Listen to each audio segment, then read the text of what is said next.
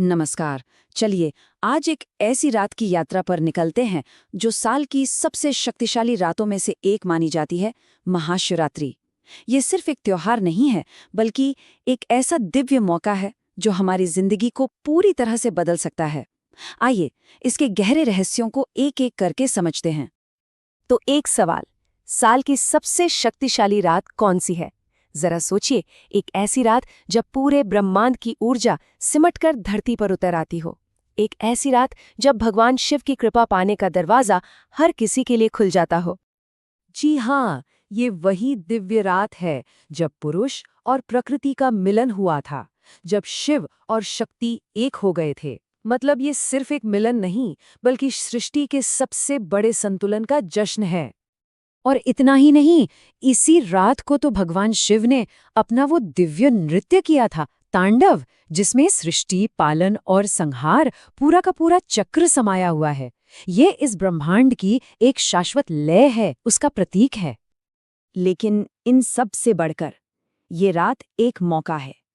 एक ऐसा मौका जो हमें अपना भाग्य बदलने की, अपने कर्मों के बंधन से मुक्त होने की और जीवन में एक नई शुरुआत करने की शक्ति देता है। तो चलिए अब समझते हैं कि इस रात में आखिर ऐसा क्या खास है। तो इस रहस्य की पहली परत हटाते हैं। आखिर क्यों इस एक रात को इतनी ज्यादा अहमियत दी गई है? इसका इतना गहरा आध्यात्मिक मतलब क्या है? देखिए, इसकी पवित्रता के पीछे ना 3 बहुत बड़े कारण हैं। पहला, इसी रात को शिव एक अनंत ज्योतिर्लिंग यानी कि एक प्रकाश के स्तंभ के रूप में प्रकट हुए थे।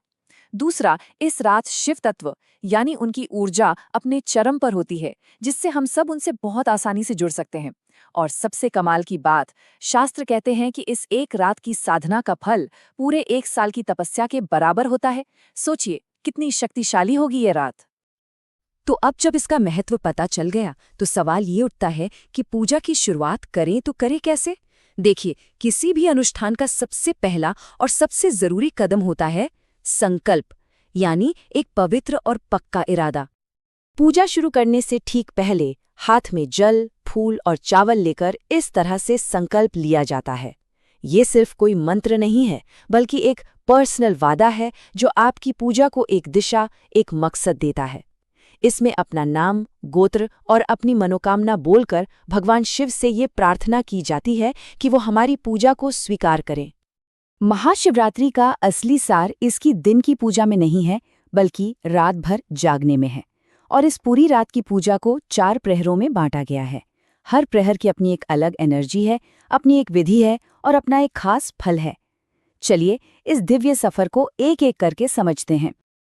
जैसा कि हम देख सकते हैं, ये पूजा 4 अलग-अलग समय में, मतलब कि 4 प्रहरों में पूरी रात चलती है। हर एक कदम हमें परमात्मा के और भी करीब ले जाने की एक सीढ़ी है। ये यात्रा शुरू होती है शाम के पहले प्रहर से।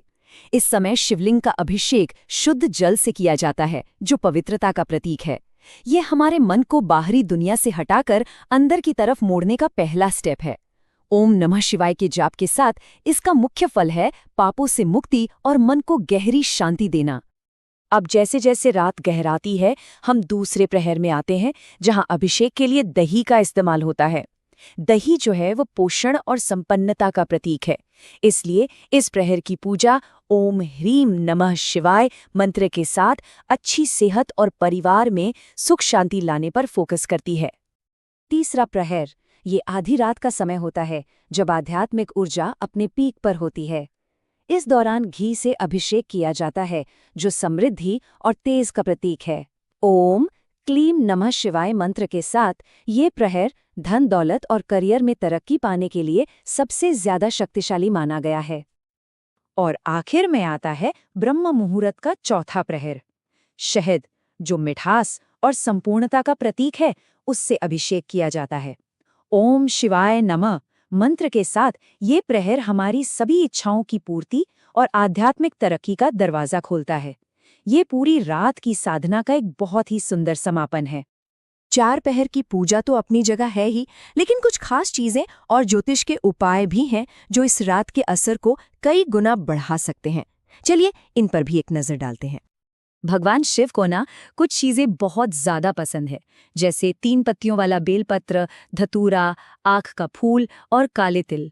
ये सिर्फ चढ़ाने की चीजें नहीं हैं, बल्कि इनकी अपनी एक खास आध्यात्मिक ऊर्जा होती है जो शिव तत्व को अपनी तरफ खींचती है। और हाँ, महाशिवरात्रि ज्योतिष से जुड़ी परेशानियों को दूर करने का भी एक जबरदस्त मौका है। जैसे अगर शनि की पीड़ा है तो शिवलिंग पर काले तिल चढ़ाएं, विवाह में देर हो रही है तो बेल पत्र पर राम लिखकर अर्पित करें, आर्थिक समस्याओं के लिए शहद और घी से अभिषेक करें, और अगर मानसिक तनाव है तो उससे मुक्ति के लिए महामृत्युंजय मंत्र का जाप करें। ये बहुत सरल लेकिन बेहद असरदार उपाय माने जाते हैं। पूजा का केंद्र होता है शिवलिंग, पर क्या सारे शिवलिंग एक जैसे ही होते हैं? शास्त्र हमें अलग अलग तरह के शिवलिंगों और उनके अनोखे फलों के बारे में बताते हैं। आइए जरा इसे भी समझते हैं। शास्त्रों के हिसाब से पार्थिव शिवलिंग, यानी जो शुद्ध मिट्टी से बना होता है, उसे सबसे अच्छा माना गया है। मिट्टी, जो खुद जीवन का आधार है, उससे बने शिवलिंग की पूजा करने से दुनिया के सुख भी मिलते हैं और आध्यात्मिक तरक्की भी होती है। फिर आता है पारद शिवलिंग, जिसे साक्षात भगवान शिव का ही रूप माना जाता है। कहते हैं कि इसकी पूजा का फल करोड़ों शिवलिंगों की पूजा के बराबर है, और इसके सिर्फ दर्शन करने से ही बड़े से बड़े पाप खत्म हो जाते हैं। और देखिए, इस बात की पुष्टि तो ये श्लोक भी करता है। इसमें साफ साफ लिखा है कि सभी तरह के शिवलिंगों में पार्थिव शिवलिंग को ही धन देने वाला और सबसे श्रेष्ठ कहा गया है। ये चीज इसे गृहस्थ जीवन के लिए सबसे सही बनाती है। तो इस पूरी यात्रा का, इस पूरी साधना का सार क्या है? महाशिवरात्रि पर सच्ची श्रद्धा से की गई पूजा और व्रत से आखिर मिलता क्या है?